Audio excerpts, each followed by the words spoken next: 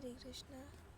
आज हम स्टार्ट कर रहे चैप्टर 16 का पार्ट सेकंड, नमकीन डबल रोटी। कल हमने चैप्टर 16 में देखा सचिशूत की विनम्रता, उनकी महानता, उनकी अपार भक्ति के बारे में हमने पूरा देखा। आज उसी के बेस पे हम आगे कंटिन्यू करते हैं 16 चैप्टर। यह चित्र हमारे कमरे की दीवार पर टंगा था। हम कुछ करना चाह रहे थे और बहुत असंतुष्ट अनुभव कर रहे थे। बहुत समय तक हम सोच रहे थे कि हमें क्या करना चाहिए। फिर मेरे मन में एक दिन विचार आया। मैं और मेरी पत्नी ने यह निश्चय किया कि हमें अपने घर पर सचिशूत की एक मूर्ति रखनी चाहिए और हम सोचने लगे कि यह कैसे करना है। पहले तो हम सोच रहे थे कि 10 इंच ऊंची एक मूर्ति बना ली जाए, परंतु अंत में निश्चय किया कि उनकी मानव कद की मूर्ति ही बनाई जाए। उसे एक व्यासपीठ पर स्थापित करने की भी योजना बनी। ब्रजदास वोलोगा ने एक सुंदर व्यासपीठ की मूर्ति की स्थापना के लिए तैयार कर दी। हमने एक मूर्तिकार को भी ढूंढ निकाला जो पैसे लेकर मूर्ति बनाने को तैयार हो गया, परंतु वह उस कार्य को काफ़ी समय बाद ही पूरा कर सका। यूँ तो सोवियत संघ में समय के साथ काफ़ी परिवर्तन हो चुका था, परंतु उस समय भी बहुत सारी मुश्किलें आ रही थी। पुस्तकें बेचना और उपदेश करना बहुत समस्याप्रदक हो गया था। कीर्तन और समूह बनाना तो कठिन ही था।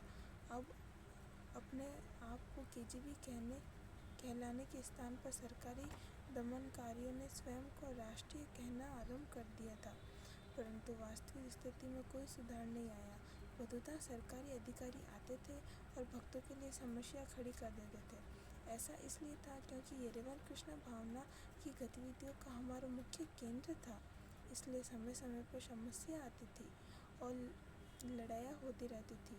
हमारे पड़ोसी आपराधिक गतिविधियों में संलग्न रहते थे और हमारा कीर्तन तो विशेषतः उन्हें अच्छा नहीं लगता था। वह हमारे घर पर शराब पीकर आते, वाद विवाद आरंभ कर देते तथा भक्तों को कोसते थे। हम उनको हमारे कार्यक्रम बताकर संतुष्ट करने का प्रयास करते, परंतु इससे उन पर कोई अंतर नहीं पड़ता था। कभी कभी हमारे पास कुछ अजनबियों के फ़ोन आते थे जो हमें कीर्तन बंद करने और इकट्ठा होने के लिए मना करते थे। वे फ़ोन करने वाले मेरी पत्नी को कहा करते थे, यदि हम गाना बंद नहीं करेंगे तो वे मुझे मार डालेंगे और हमारे घर को आग लगा देंगे। इस कठिन परिस्थिति में हम लोग बहुत सावधान रहते थे और बिना आवश्यकता के बाहर नहीं जाते थे। हमारे घर में पुस्तकें रखी रहती थी, इसलिए पुस्तकें बेचना और रविवार को भोजन करना तथा कई नए भक्तों को बुलाना भी खतरनाक था। आर्मेनिया की सड़कों पर कई ऐसी घटनाएं हुई थी जिसमें भक्तों की पिटाई की गई थी और पुस्तकों को जला दिया गया था। हम लोग को पुलिस की सूचनाएं देते रहते थे, परंतु उनकी ओर से हमारे अधिकारियों की रक्षा की कोई भी कार्रवाई नहीं होती थी। इतना ही नहीं, पुलिस हमारे शत्रुओं को सहयोग भी देती थी। एक रविवार को कीर्तन और भोज के पहले मेरी पत्नी दयनबिंशा ने कुछ मिठाइयाँ ली और एक पड़ोसी के घर गई। हम उसके आने की बहुत देर तक प्रतीक्षा करते रहे। कुछ देर बाद मैं उसे देखने के लिए बाहर निकला और मैंने अपने पड़ोसी का द्वार खटखटाया। कोई उत्तर नहीं मिलने से बिना बुलाए मैं द्वार खोलकर अंदर चला गया। मैंने देखा कि दमयंती लगभग 10 लोगों से घिरी बैठी थी और उन्हें उपदेश दे रही थी। वे लोग सुनने में इतने मग्न थे कि उन्होंने मुझे नहीं देखा। मैंने एक बार और द्वार खटखटाया तो उस घर के मुखिया ने मुझे अंदर आने को कहा। उसके द्वारा दिए गए प्रवचन उन्हें अच्छे लगे और उनकी प्रशंसा करने लगे। उन सब लोगों ने प्रसादम लिया और कहा कि वे हमें आक्रांताओं को परेशान करने से रोकेंगे। इसके बाद वे कभी कभी रविवारी भोज में आते और हमारे साथ कीर्तन में भाग लेते तथा प्रसाद भी साथ लेते थे। कभी कभी वे हमें झगड़ा करने वालों से बचा भी लेते थे। हमारे पास पड़ोस के लगभग हमें सम्मान की दृष्टि से देखने लगे थे। दयनबिंशा के गायन और उपदेश सुनने लगभग अलग अलग लोग आते थे। वह खतरनाक परिस्थितियों से निपटने में बहुत कुशल थी और मंदिर में किसी को भी जूते, यहाँ तक कि मुझे भी उतारे बिना नहीं आने देती थी। कभी कुछ लोग गुस्से में हमारे साथ विवाद करने आते तो वह समझदारी से उनको संभाल लेती थी। वह उन्हें प्रसादम खिलाती और इतने प्रेम से बात करती कि वे यह भूल जाते कि वे क्यों आए थे। हमारे घर में हम गौड़ निताई के विग्रह की पूजा करते थे। वह सोवियत रूस में पहला विग्रह था जो हरिके स्वामी पहली बार जब वे रूस आए थे तो छिपा कर लाए थे। इस विग्रह ने सोवियत रूस में सभी स्थानों की यात्रा की थी। वे किसी प्रकार केजीबी के काले हाथों में पड़ने से बचे हुए थे। कुछ समय के लिए वे भूमि के नीचे उनकी रक्षा के लिए छिपा कर रखे गए थे। उस कठिन समय में उनकी कुछ अंगुलियां टूट गई थी। वे एक बार मंदिर में चोरी हो गए थे और 2 वर्ष तक नहीं मिले। किसी को भी ज्ञात नहीं था कि वे कहाँ थे। फिर एक दिन एक व्यक्ति ने वे विग्रह अद्वैत प्रभु को दिए और उनसे कहा कि वह उस व्यक्ति के विषय में किसी को न बताए जिसने उन्हें चुराया था। वह विग्रह आज भी आर्मेनिया में ही है।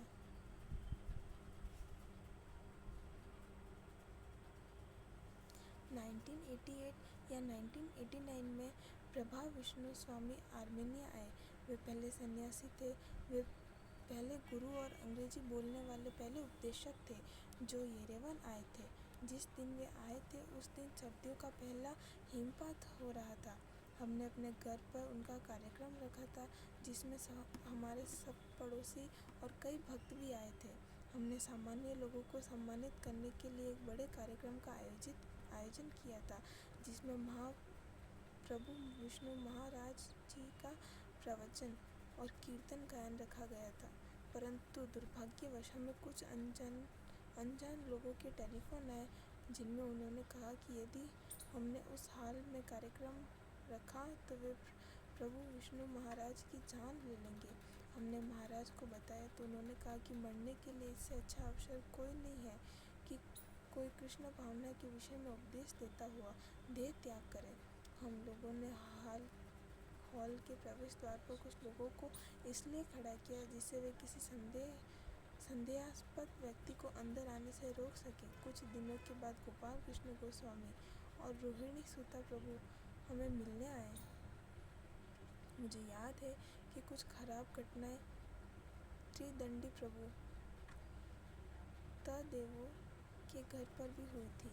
एक बार तो विरोधियों के साथ वाद विवाद इतना बड़ा हुआ कि सारी सड़क पर लोग यह देखने बाहर निकल आए कि क्या हो रहा था। समय समय पर दमयंती के अपार्टमेंट पर इसी तरह की घटनाएं होती रहती थी। 1990 में हरिविलास स्वामी, महाविष्णु स्वामी, रोहिणी सूता, भक्त अशोक और अन्य भक्तों की सहायता से हम पहली बार एक घर खरीद सके और उसे मंदिर बनाया। वह एक मूल्यवान उच्च स्थान था। वह कृष्ण भावना में नया जीवन आरंभ था। आर्मेनिया के भक्तों के लिए यह एक बड़ा परिवर्तन था। जब वे किसी भक्त के घर पर एकत्रित न होकर कृष्ण के घर पर एकत्रित होने लगे थे। परंतु दुर्भाग्यवश आर्मेनियाई एपॉस्टल चर्च को हमारा नया स्थान का पता लग गया। उन्होंने मंदिर पर कई बार हमला किया और वहां से सब कुछ चुरा भी लिया था तथा बहुत सारे भक्तों को घायल भी किया। एक बार तो उन्होंने मंदिर की 2 सामान से भरी कारें चुरा ली। हमारे कुछ महिला भक्तों को तो नए क्षेत्रों में भी बड़ी मुश्किलों का सामना करना पड़ता था। एक बार ईसाई आर्मेनियाई पादरियों ने 2 महिलाओं को पकड़कर उनकी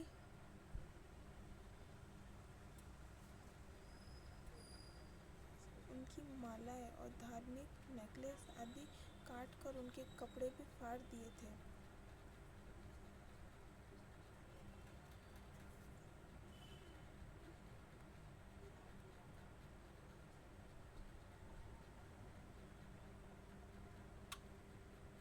वे शहर में तो उन्होंने माताओं के सामान और पुस्तकें छीन छीनकर बीच शहर में ही जला दिए थे।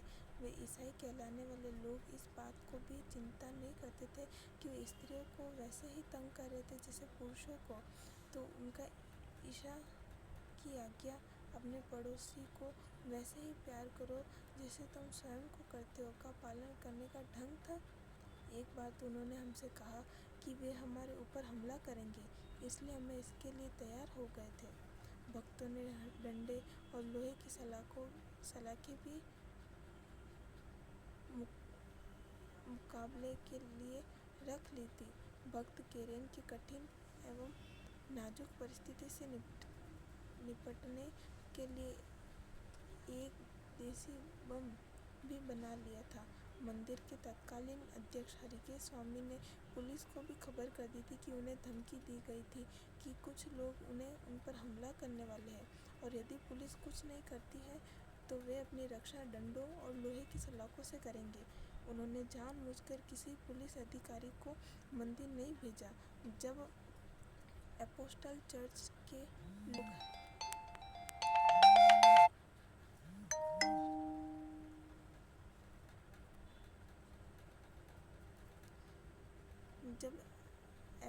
चर्च के लोग उनके द्वारा बिताए गए समय पर आए तो ऐसा लग रहा था कि वे लोग किसी भी प्रकार के विरोध के लिए तैयार नहीं थे, क्योंकि वे यह सोच रहे थे कि हम लोग किसी भी प्राणी को चोट नहीं पहुंचाते। कदाचित उन्हें यह ज्ञात नहीं था कि निर्दोष की रक्षा के लिए हिंसा धर्म के अनुसार है। जैसे ही वे मंदिर में घुसे तो उनको यह आश्चर्य हुआ कि भक्तों ने उनकी पिटाई आरंभ कर दी। उनकी संख्या हमसे 3 गुनी थी। भक्त ने द्वार अंदर से बंद कर लिया, जिससे जो बाहर रह गए थे वे अंदर ही नहीं आ सके। जो बाहर थे उन्होंने मंदिर के द्वार पर गैसोलीन फेंककर आग लगा दी। कुछ लोग बाहर की दीवारों के ऊपर चढ़ने का प्रयत्न करने लगे। केरेन और हरिदास, जो दूसरे माले पर थे, उन्हें रोकने का प्रयत्न कर रहे थे।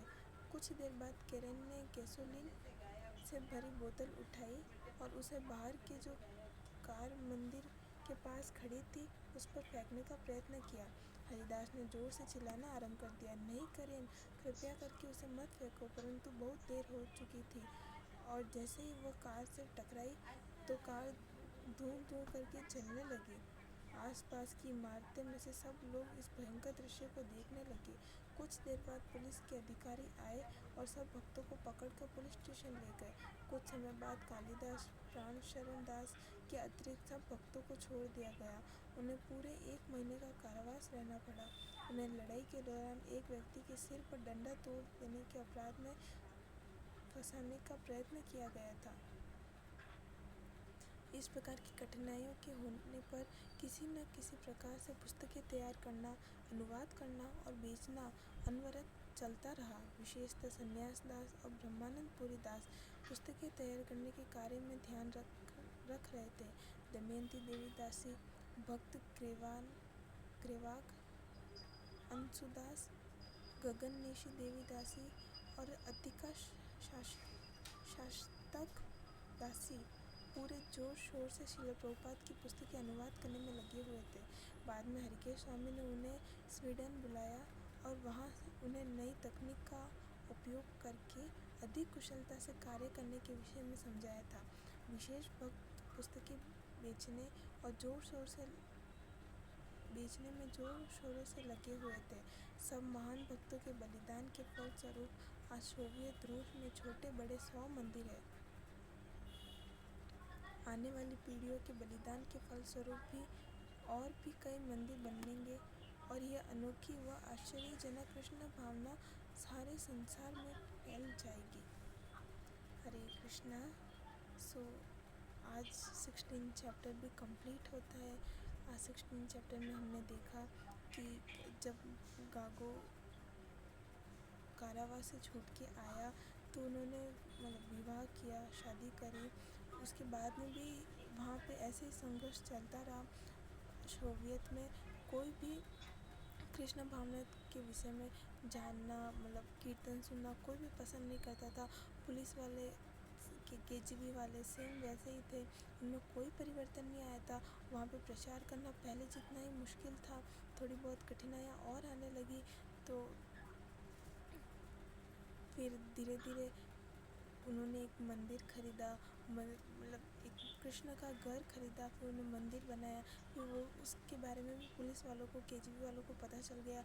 वहाँ पे भी कुछ लोग आने लगे और धमकियाँ देने लगे, भक्तों के साथ माराकाटी करने लगे, वहाँ की सामान चुरा लेते। जैसे पहले होता था वैसे ही होने लगा। फिर एक बार भक्तों ने सोचा कि वो भी वापस रिप्लाई देंगे, उन्हें मारेंगे डंडों से। उन्होंने तैयारी की कि अगर अगली बार हमला करेंगे केजीबी वाले और लोग पुलिस वाले, तो वो भी हमला करेंगे। तो उस हमले की जुर्म में सबको पुलिस स्टेशन में डाल दिया गया। और यही हमने देखा कि फिर धीरे धीरे सब ठीक होने लगा। और अब सोवियत में एक सौ मंदिर, लगभग 100 मंदिर है। हमने देखा भक्तों के बलिदान से, उनकी कठिन परिश्रम से लगभग 100 मंदिर हो गए। इतने सब मुश्किलों के होने के बावजूद भी संन्यास दास ने और ब्रह्मानंद पुरी ने पुस्तकें बनाना, छापना रोका नहीं। उनका पूरा कार्य प्रभुपाद के मिशन में लगा हुआ था कि पुस्तकें छापना, प्रचार करना और बेचना।